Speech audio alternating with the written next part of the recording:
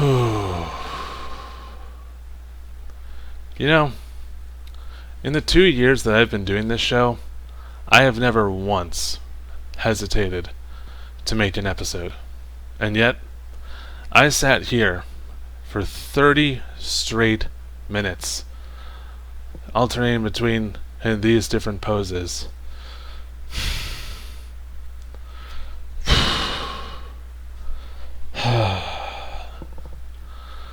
Trying to decide whether I should make this video. And at the 30-minute mark, I finally sucked it up and started writing the script. Then, I sat for another 30 minutes, doing the exact same poses, with the camera on, before I finally got around to hitting the record button.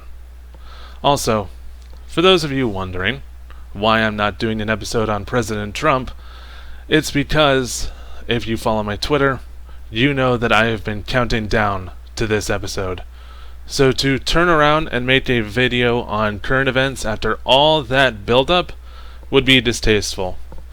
Anyway, with all that mindless banter aside, hello, and welcome to episode 14 of Season 2 of this video series that, in all honesty, has been leading up to this. My name is Blake Gerald Diamond II, and it's not just time to get bombastic, but it's time to get personal. I'd like to tell you all a little story. It's going to be a long story, so pull up a chair and put on some coffee. 3 years ago, I was not the same man that you see before you today.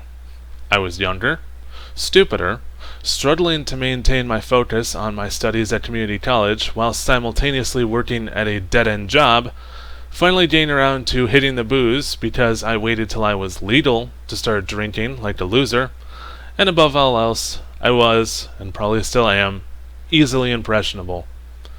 So it should come to the surprise of no one that, when you take all of these things into account, that one person, just one, was able to change my life for better or worse, and lead me down the path that I am on today.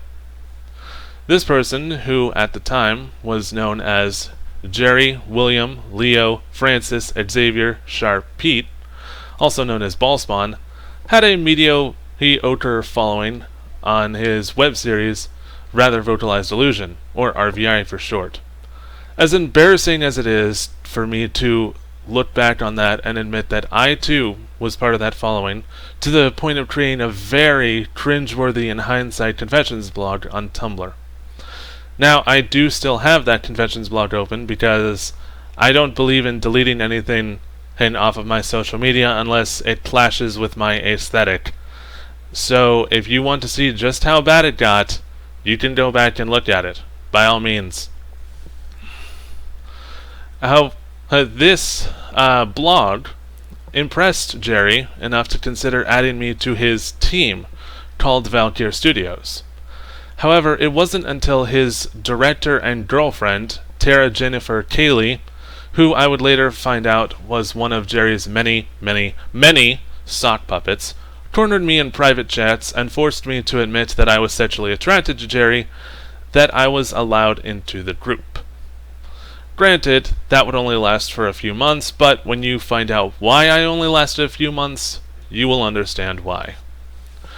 You see, if there's one thing that anyone who has followed Jerry knows the most about him throughout his entire internet career, it is that he has a deep-seated desire for control.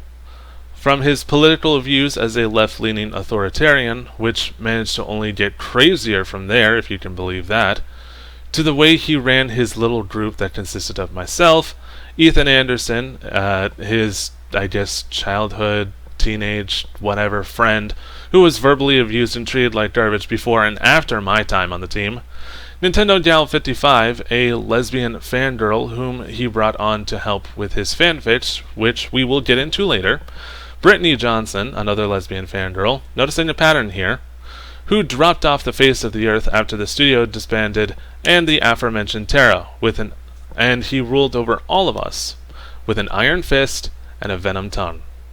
The minute any of us stepped outside of the studio's party lines, we received a public verbal thrashing, as if he was our parent and he wanted to make an example out of us, even if the line stepping in question had nothing to do with the studio and had been taken care of before he decided to intervene.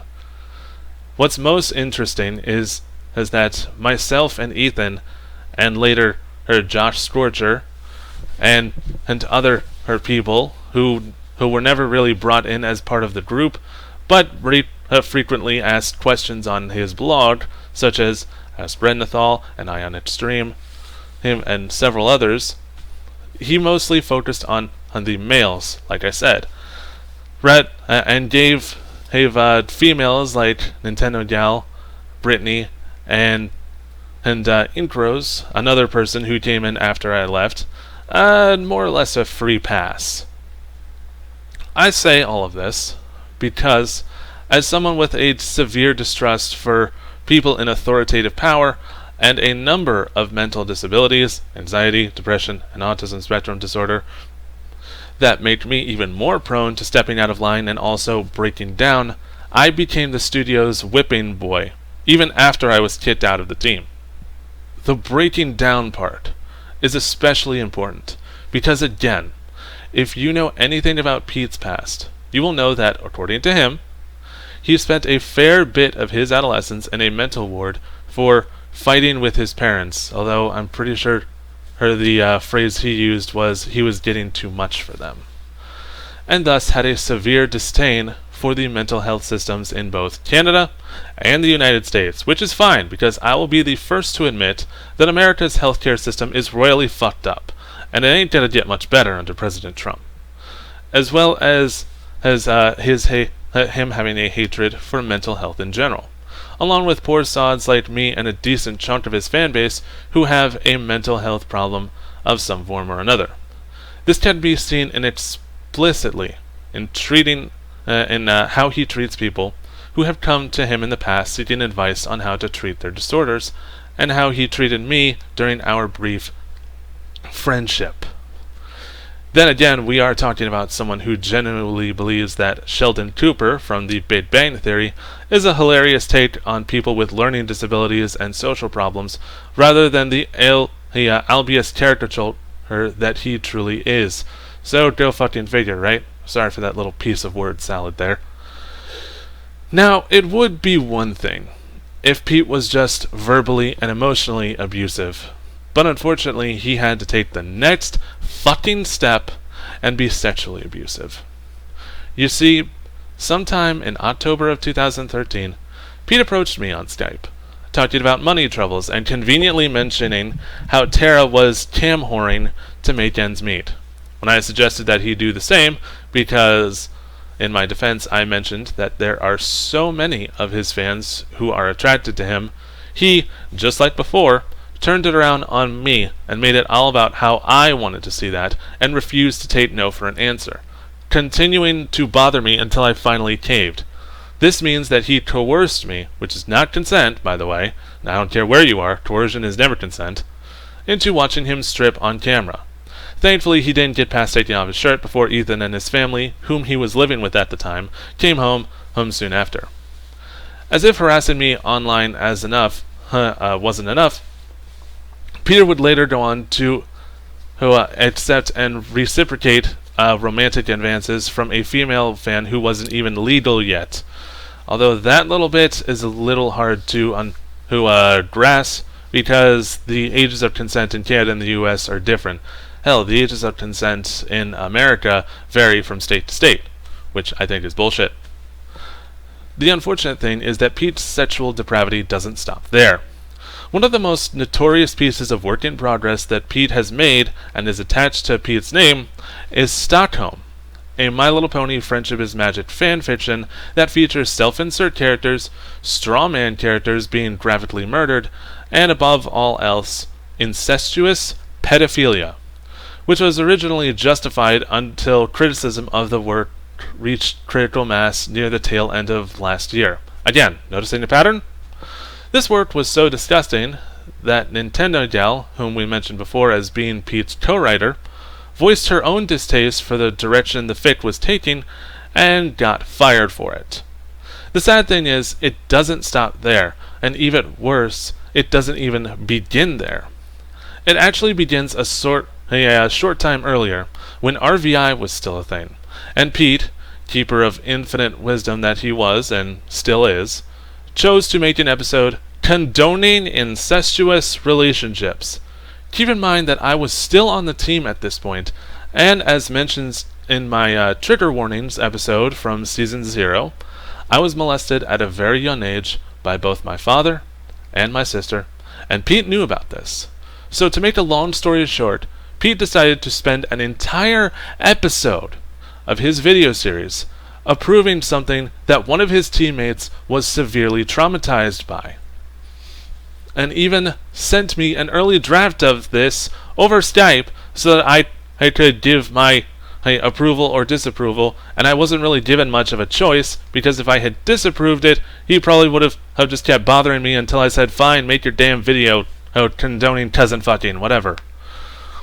If that doesn't tell you how fucked up that Peet is, then by all means, keep watching, because I have more to tell you. See, when Peet's not being sexually disturbing, he switches things up by being violently disturbing. From the glorification of violence that is present throughout his most recent video series, Glass of Water, as well as on Peet's personal blog, to demanding that anyone who disagrees with presented viewpoints by Peet needs to either be beaten, like when Peet threatened my wife after she had defended me from another public verbal flagging, or killed, like in the remarks made about Donald Trump, the alt-right, and Josh Scorcher and Inkros, who are the aforementioned two former friends of Peet's who got tired of being the new butt monkeys and left Peet to rot. It is very clear that as the years have gone by, Peet has become more and more prone to viewing violence and death as a suitable answer to life's problems, which, ironically enough, shows that Peet has more in common with Donald Trump and the alt-right than one might originally think. Keep that in mind. Now, I know that there are at least 2 questions on everybody's mind right now, so I will go ahead and answer them so you don't have to bother spamming the comment section. The first question is more than likely thus: but Blake, why are you spending so much time talking about some has-been YouTuber who next to nobody has heard of, when there are more well-known dirtbags out there spewing their hateful propaganda to a much wider audience? People like Kirk Cameron, Dinesh D'Souza, and the guy who made that anti-vaxxer documentary. My answer to that is very simple. When Kirk Cameron's Saving Christmas, Hillary is America by Dinesh D'Souza, Vaxxed, From Cover-Up to Catastrophe, or any of the movies put out by PureFlix get released in theaters and subsequently get released on DVD, Netflix, and YouTube not long after, because who wants to put those kind of posters up for too long, right? There are only 2 groups of people who go to see them. Group number 1 consists of poor sods like Brad Jones, Angry Joe, and the folks at CinemaSins who review movies for a living and thus have no choice but to subject themselves to propagandic garbage such as that. Group number 2, which is the majority, are the people who already believe in the message these cinematic excrements are spewing, meaning that for the most part, Kirk, Dinesh, and the anti-vaxxer fuckhead and PureFlix are all preaching to the choir, and thus have little to no power to convert those who don't already believe their message.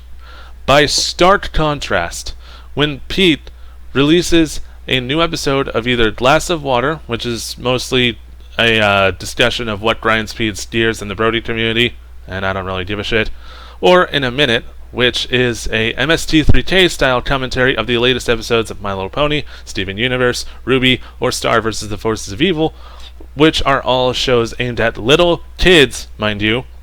The people who are tuning in to watch those shows are either children, teens, or young adults.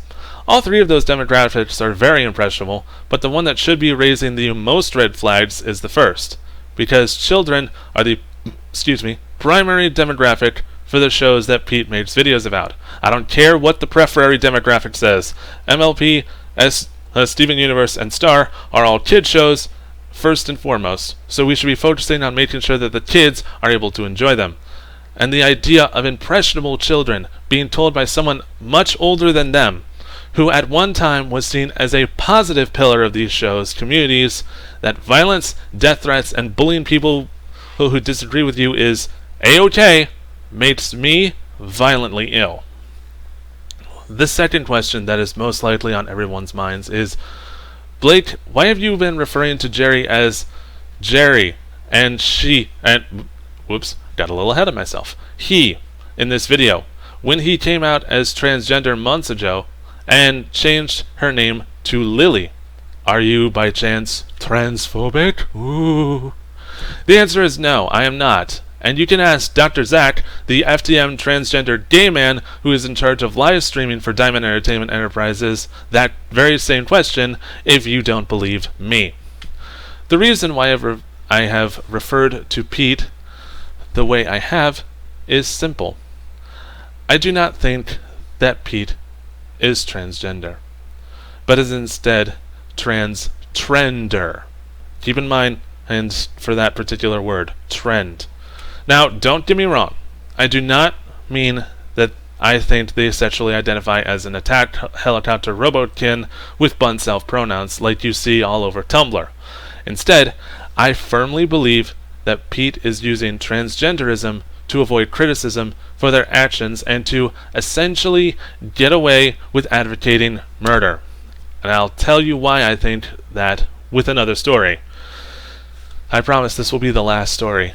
See, back in the early days of 2013, when all of this took place and I was still a member of the cult, studio, Peet made a post discussing why they don't believe transgender characters are important to have in video games and other forms of media. Naturally, this pissed off the T in LGBT's presence on Tumblr quite a bit, and they swarmed Peet's inbox demanding redactions and apologies. Peet, the grand poobah of intelligent decisions that we all know and loathe, chose instead to insult the community rather than apologize to them, and it eventually got to the point where, in stereotypical Peet fashion, a sweeping final post on the subject was made that boils down to the transgender community being told that, quote, "If you want me to be the bad guy so bad, then fine, I'm the bad guy," which came complete with end quote, which came complete with an edgy image macro of Anakin Skywalker, because back then it was a huge joke to discuss how gay Peet was for Hayden Christensen. Now, I want you all to stop and ask yourselves, does it make any sense at all for someone that vitriolic towards a specific community to suddenly do a 180 and join them? Especially when this decision happens not long after they come under scrutiny for sexualizing minors in a self-insert fanfiction based on a children's cartoon show? The answer, if you look deep inside yourselves and think long and hard enough, is that no, it does not. The saddest part of all of this is that, for the most part, Peet will never learn from any of this, and they will be especially blind to the fact that this all could have been avoided if one simple thing had been given: an apology. And I'm going to explain why that is so important in the next episode. For now, that is it for this week's episode, which may go down in history as the longest episode of this video series ever. Thank you all so much for watching. Don't forget to like this video, leave a comment, subscribe to my channel, go back and watch all my other videos, including my ongoing Let's Play of Sly 2 Band of Thieves, as well as my and my friends' ongoing Nuzlocke run of Pokemon Emerald, and like me on Facebook, follow me on Twitter and Tumblr, support me on Patreon, and stay tuned for next week's episode. Until then, I am Blake, and you just got bombastic.